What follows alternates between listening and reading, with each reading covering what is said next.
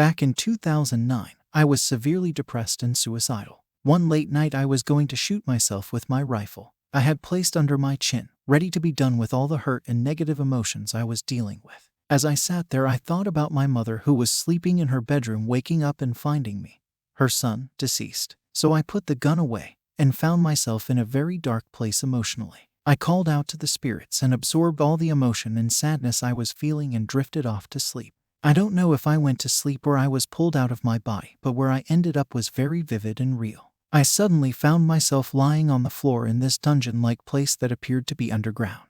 The walls were some sort of brick and had small torches mounted, giving off just a little light.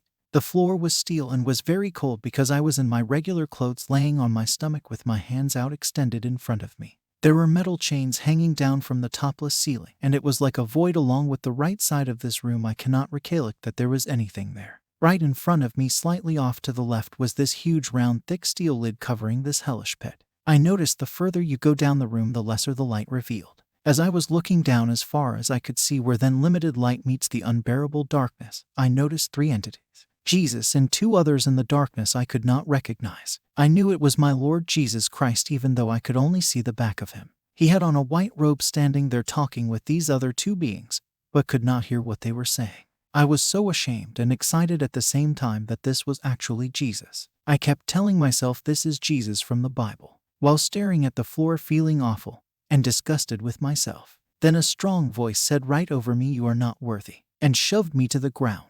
Every time I looked up, curious to see Jesus, this invisible force kept pushing me back down to the floor, stronger than the last time, repeating, "You are not worthy." I knew I was not worthy to see him and just wanted to crawl away and hide. The next thing I remember is waking up on the couch the next morning, terrified of where I went.